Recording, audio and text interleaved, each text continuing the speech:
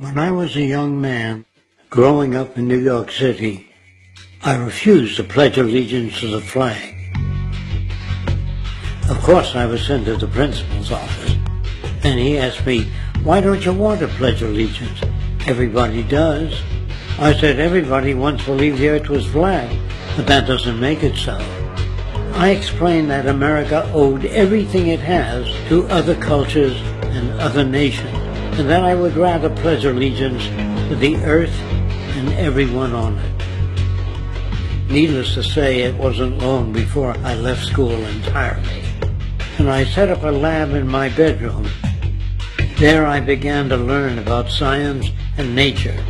I realized then that the universe is governed by laws, and that the human being, along with society itself, was not exempt from these laws.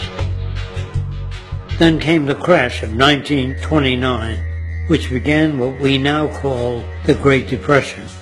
I found it difficult to understand why millions were out of work, homeless, starving, while all the factories were sitting there. The resources were unchanged. It was then that I realized that the rules of the economic game were inherently invalid. Shortly after came World War II, where various nations took turns systematically destroying each other.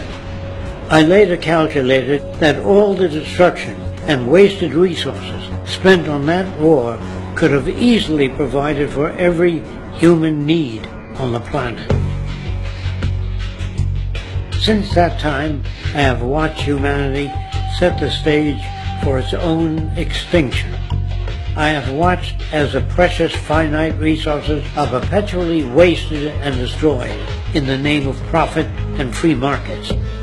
I have watched the social values of society be reduced into a base artificiality of materialism and mindless consumption.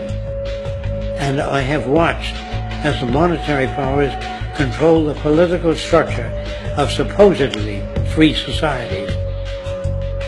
I'm 94 years old now, and I'm afraid my disposition is the same as it was 75 years ago. This shit's got to go.